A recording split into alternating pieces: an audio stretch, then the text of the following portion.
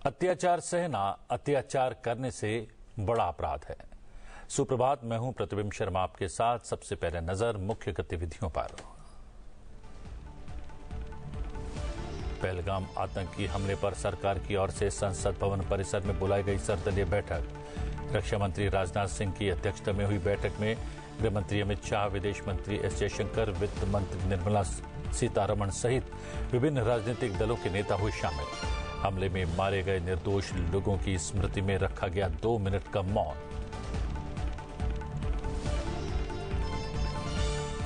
प्रधानमंत्री नरेंद्र मोदी ने पहलगाम आतंकी हमले के बाद बिहार की धरती से आतंकियों को दी कड़ी चेतावनी। बोले, ये हमला सिर्फ निहत्थे पर्यटकों पर नहीं, भारत की आस्था पर हुआ है। कहा, जिन्होंने ये हमला किया है उन आतंकियों को और इस हमले की साजिश रचने वालों को मिलेगी उनकी कल्पना से भी बड़ी सजा। उपराष्ट्रपति जगदीप धनखड़ आज से तमिलनाडु के 3 दिवसीय दौरे पर। ऊटी में कुलपतियों के वार्षिक सम्मेलन में मुख्य अतिथि के रूप में करेंगे अध्यक्षता। शनिवार को ऊटी में ही मुथानाद मुंड तोड़ा मंदिर में करेंगे दर्शन। 27 अप्रैल को कोयम्बटूर में तमिलनाडु कृषि विश्वविद्यालय के छात्रों और शिक्षकों को करेंगे संबोधित। पोप फ्रांसिस के अंतिम संस्कार में शामिल होंगी राष्ट्रपति। वेटिकन सिटी का करेंगी दौरा। अंतिम संस्कार के दिन भारत में होगा राजकीय शोक।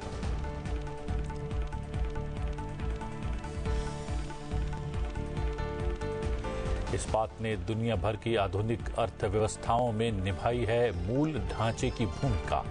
हर सफल गाथा के पीछे है इस्पात की शक्ति, बोले प्रधानमंत्री। इंडिया स्टील 2025 सम्मेलन को वीडियो कॉन्फ्रेंसिंग के माध्यम से किया संबोधित। कहा, भारत है आज दुनिया का दूसरा सबसे बड़ा इस्पात उत्पादक देश। सभी बुनियादी ढांचा परियोजनाओं के लिए शून्य आयात और शुद्ध निर्यात होना चाहिए लक्ष्य।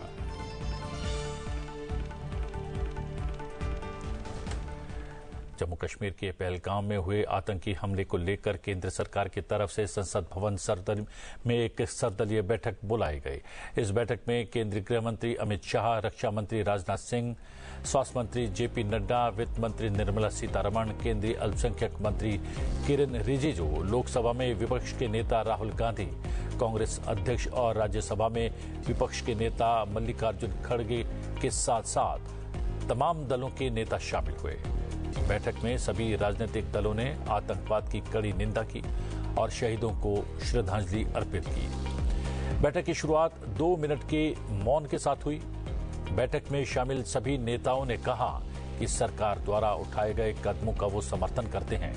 केंद्रीय मंत्री किरेन रिजिजू ने बताया कि ये बैठक बहुत सकारात्मक रही और सभी दलों ने आतंक के खिलाफ एकजुटता दिखाई।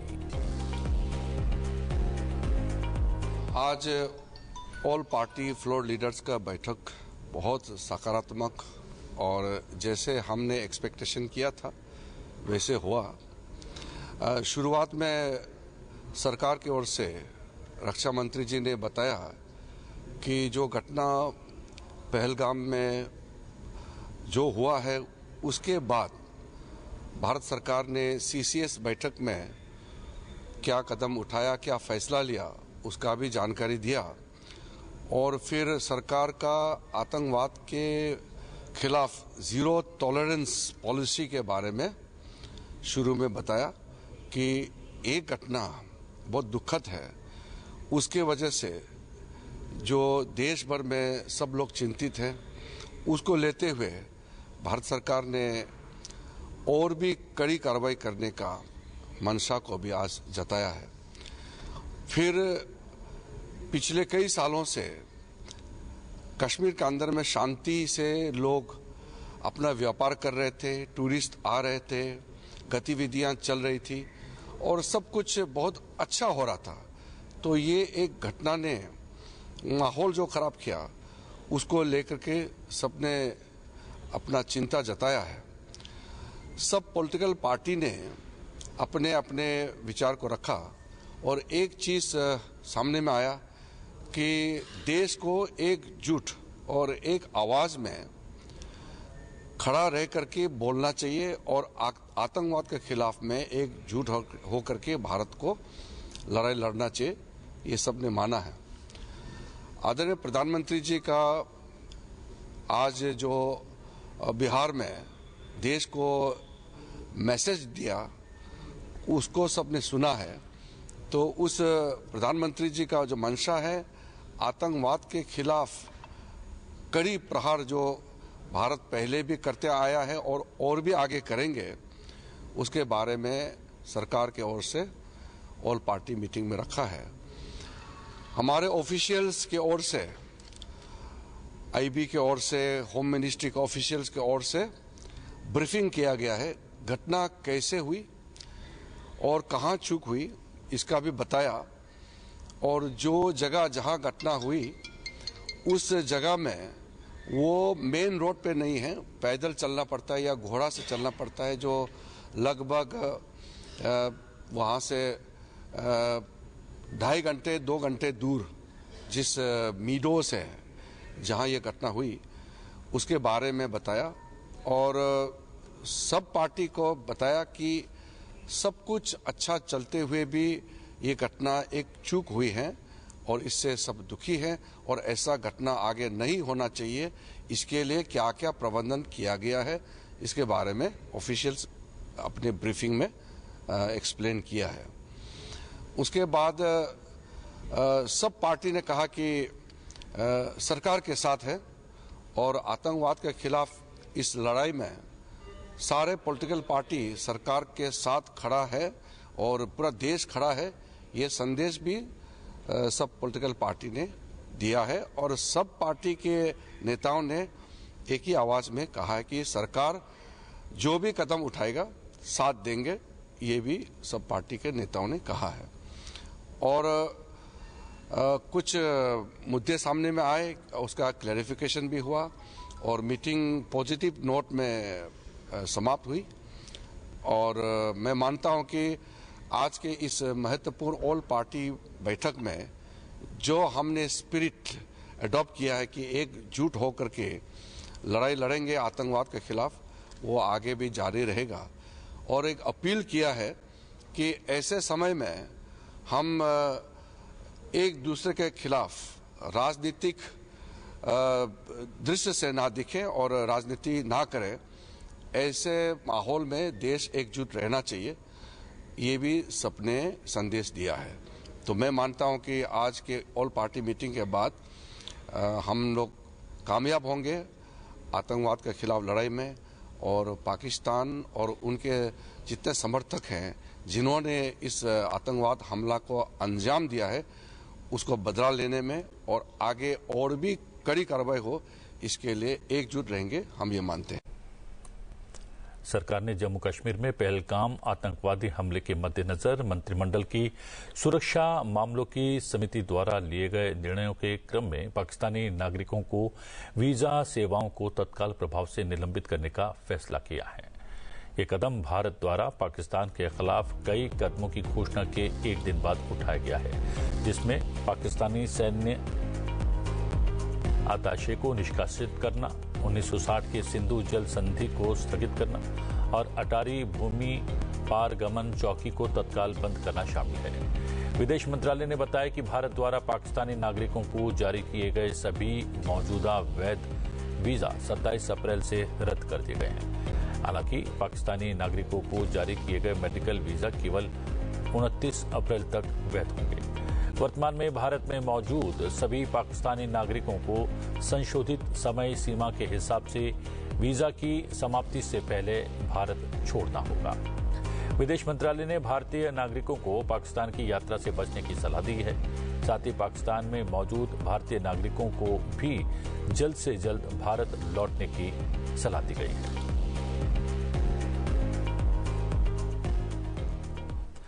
प्रधानमंत्री नरेंद्र मोदी ने मधुबनी में राष्ट्रीय पंचायती राज दिवस के अवसर पर पहलगाम आतंकी हमले पर कड़ी प्रतिक्रिया व्यक्त करते हुए पूरी दुनिया को आतंकियों के खिलाफ कड़ा संदेश दिया है। उन्होंने कहा कि आतंकियों और साजिशकर्ताओं को ऐसी सजा मिलेगी जिसकी उन्होंने कल्पना भी नहीं की होगी। उन्होंने बिहार की धरती से आतंकियों के आकाओं की कमर तोड़ने का संकल्प लिया। 22 अप्रैल को जम्मू कश्मीर के पहलगाम में आतंकियों ने मासूम देशवासियों को जिस बेरहमी से मारा है, उससे पूरा देश व्यथित है। कोटि कोटि देशवासी दुखी हैं।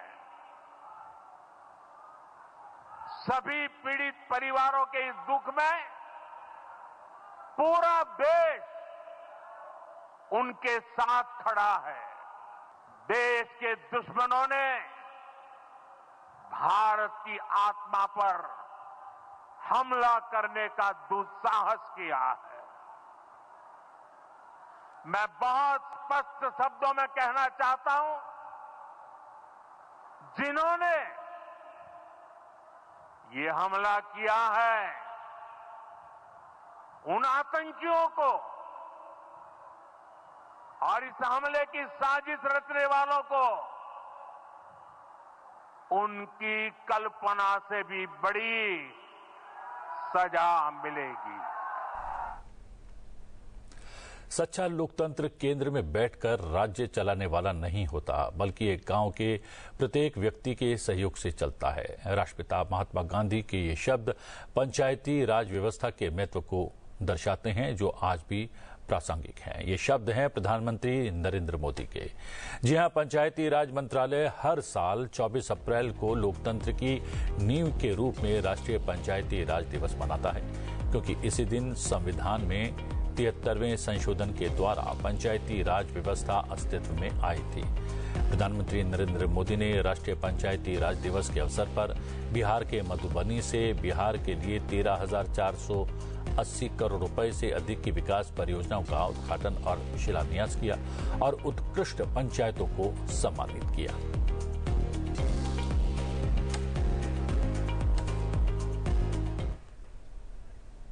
बिहार वो धरती है जहां से पूज्य बापू ने सत्याग्रह के मंत्र का विस्तार किया था। पूज्य बापू का दृढ़ विश्वास था कि जब तक भारत के गांव मजबूत नहीं होंगे, तब तक भारत का तेज विकास नहीं हो पाएगा। देश में पंचायती राज की परिकल्पना के पीछे यही भावना है।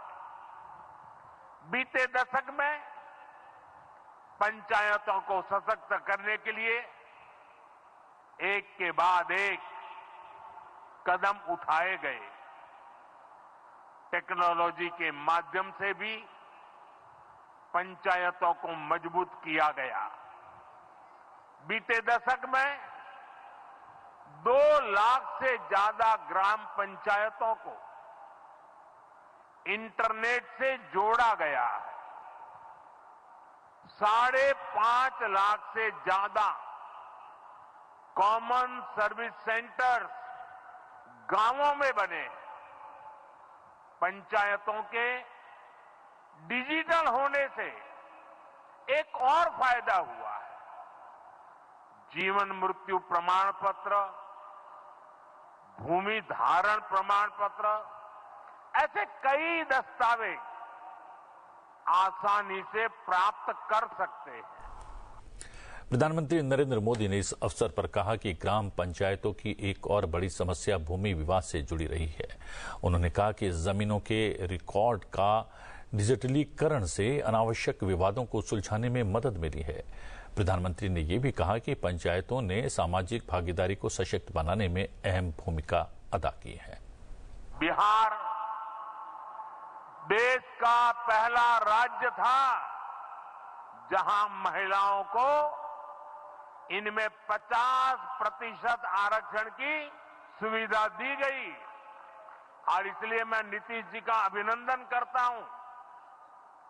आज बहुत बड़ी संख्या में गरीब, दलित, महादलित, पिछड़े, अति पिछड़े समाज की बहन बेटियां बिहार में जनप्रतिनिधि बनकर सेवाएं दे रही है और यही सच्चा सामाजिक न्याय है, यही सच्ची सामाजिक भागीदारी है। लोकतंत्र ज्यादा से ज्यादा भागीदारी से ही समृद्ध होता है, सशक्त होता है। प्रधानमंत्री ने कहा कि देश में महिलाओं की आय बढ़ाने के लिए रोजगार, स्वरोजगार के नए अवसर बनाने के लिए सरकार मिशन मोड में काम कर रही है। साथियों, देश में महिलाओं की आय बढ़ाने के लिए रोजगार, स्वरोजगार के नए अवसर बनाने के लिए सरकार मिशन मोड में काम कर रही है। बिहार में चल रहे जीविका दीदी इस कार्यक्रम से अनेक बहनों का जीवन बदला है। आज ही यहां बिहार की बहनों के स्वयं सहायता समूहों को करीब 1000 करोड़ रुपए की मदद दी गई है। प्रधानमंत्री ने कहा कि बीते दशक में ग्रामीण अर्थव्यवस्था को नई गति मिली है। प्रधानमंत्री ने किसानों को ग्रामीण अर्थव्यवस्था की रीढ़ बताते हुए कहा कि ये रीढ़ जितनी मजबूत होगी, गांव उतने ही मजबूत होंगे, देश भी उतना ही सशक्त होगा। दशक भारत के इंफ्रास्ट्रक्चर का दशक रहा है। ये आधुनिक इंफ्रास्ट्रक्चर विकसित भारत की बुनियाद को मजबूत कर रहा है। देश के 12 करोड़ से अधिक ग्रामीण परिवारों के घरों में पहली बार नल से जल पहुंचा है। 2.5 करोड़ से अधिक घरों में बिजली का कनेक्शन पहुंचा है। जिन्होंने कभी सोचा नहीं था कि गैस के चूल्हे पर खाना बनाएंगे, उनको गैस सिलेंडर मिले हैं। प्रधानमंत्री नरेंद्र मोदी ने गुरुवार को उद्योग जगत से कहा कि अगर आप भारत को स्टील जैसा मजबूत बनाना चाहते हैं तो आपस में मिलकर काम करें। प्रधानमंत्री ने इंडिया इस्पात 2025 कार्यक्रम को ऑनलाइन संबोधित करते हुए ये बात कही। अपने संबोधन में प्रधानमंत्री ने कहा कि मजबूत हितकारी बदलावों को तेजी से आगे बढ़ाने वाला और इस्पात जैसा सुदृढ़ भारत बनाने के लिए देश को कच्चे माल की सुरक्षा के लिए अपनी वैश्विक भागीदारी को मजबूत करने की आवश्यकता है। उन्होंने स्टील को उभरता हुआ क्षेत्र बताते हुए इसका उत्पादन बढ़ाने की आवश्यकता बताई, जो विकास की रीढ़ है। स्टील कितने ही सेक्टर्स की ग्रोथ का प्राइमरी कंपोनेंट है। इसलिए स्टील इंडस्ट्री के लिए सरकार की नीतियां भारत की दूसरी कई इंडस्ट्रीज को ग्लोबली कॉम्पिटिटिव बनाने में अहम रोल अदा कर रही है। हमारा मैन्युफैक्चरिंग सेक्टर, कंस्ट्रक्शन, मशीनरी और ऑटोमोटिव सेक्टर, आज इन सबको भारतीय स्टील इंडस्ट्री से शक्ति मिल रही है। इस बार बजट में हमारी सरकार ने मेक इन इंडिया को गति देने के लिए नेशनल मैन्युफैक्चरिंग मिशन की भी घोषणा की है। ये मिशन स्मॉल, मीडियम और लार्ज सभी इंडस्ट्रीज के लिए है। नेशनल मैन्युफैक्चरिंग मिशन भी हमारी स्टील इंडस्ट्री के लिए नए अवसर खोलेगा। स्टील इंडस्ट्री की विकास यात्रा में कुछ चुनौतियां भी है और आगे बढ़ने के लिए इनका समाधान करना भी आवश्यक है। रॉ मटेरियल सिक्योरिटी एक बड़ी चिंता है।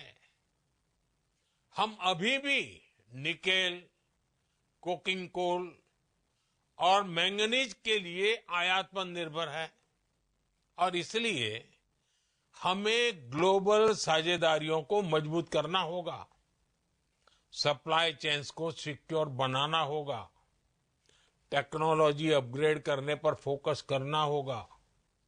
हमें और तेजी से एनर्जी एफिशिएंट, लो एमिशन और डिजिटली एडवांस टेक्नोलॉजी की ओर बढ़ना होगा। एआई, ऑटोमेशन, रिसाइकलिंग और by product utilisation steel industry का भविष्य तय करेगी। इसलिए हमें इनमें इनोवेशन के लिए अपने प्रयास बढ़ाने होंगे। हमारे ग्लोबल पार्टनर्स और भारतीय कंपनियां साथ मिलकर इस दिशा में काम करेंगे तो इन चुनौतियों का और तेजी से समाधान होगा। राष्ट्रपति द्रौपदी मुर्मू पोप फ्रांसिस के राजकीय अंतिम संस्कार में शामिल होने के लिए वेटिकन सिटी के लिए रवाना हो चुकी हैं। विदेश मंत्रालय ने कहा कि राष्ट्रपति द्रौपदी मुर्मू पोप फ्रांसिस के राजकीय अंतिम संस्कार में शामिल होने और भारत सरकार और लोगों की ओर से संवेदनाएं व्यक्त करने के लिए वेटिकन सिटी पहुंच रही हैं। कल वो पोप फ्रांसिस के अंतिम संस्कार में शामिल होंगी। भारत सरकार ने पोप फ्रांसिस के अंतिम संस्कार के सम्मान में 26 अप्रैल को राजकीय शोक मनाने की घोषणा की है। इस दौरान पूरे भारत में उन सभी भवनों पर राष्ट्रीय ध्वज आधा झुका रहेगा जहां इसे नियमित रूप से फहराया जाता है। उपराष्ट्रपति जगदीप धनखड़ आज से तमिलनाडु के 3 दिवसीय दौरे पर रहेंगे। उपराष्ट्रपति जगदीप धनखड़ आज तमिलनाडु के ऊटी में कुलपतियों के वार्षिक सम्मेलन की अध्यक्षता करने वाले हैं। इस यात्रा में उपराष्ट्रपति के साथ उनकी पत्नी डॉक्टर सुदेश धनखड़ भी रहेंगी। आज दिन में लगभग 11:50 पर उपराष्ट्रपति ऊटी में कुलपतियों के वार्षिक सम्मेलन की अध्यक्षता करेंगे। कल यानी 26 अप्रैल को ऊटी में मुथानाथ मुंडा टोडा मंदिर में दर्शन के लिए जाएंगे। रविवार 27 अप्रैल को उपराष्ट्रपति कोयम्बटूर में तमिलनाडु कृषि विश्वविद्यालय के छात्रों और शिक्षकों को संबोधित करेंगे। तमिलनाडु कृषि विश्वविद्यालय की स्थापना 1868 में मद्रास तमिलनाडु के सैदापेट में एक कृषि विद्यालय की रूप में हुई थी। बाद में इसे कोयम्बटूर में स्थानांतरित कर दिया गया। 1920 में इसे मद्रास विश्वविद्यालय से संबद्ध कर दिया गया और TNAU ने कृषि शिक्षा और अनुसंधान की पूरी जिम्मेदारी संभाली और अनुसंधान उत्पादों को वितरित करके राज्य कृषि विभाग को सहायता प्रदान की। 1946 तक कृषि महाविद्यालय और अनुसंधान संस्थान कोयम्बटूर पूरे दक्षिण भारत के लिए कृषि शिक्षा के लिए एकमात्र संस्थान था। 1958 में इसे मास्टर और डॉक्टरेट की डिग्री देने वाले स्नातकोत्तर केंद्र के रूप में मान्यता दे दी गई। कृषि महाविद्यालय और अनुसंधान संस्थान मदुरै की स्थापना 1965 में हुई। इन 2 कॉलेजेस ने तमिलनाडु कृषि विश्वविद्यालय का केंद्र बन गया और जबकि इसकी स्थापना 1971 में की गई थी।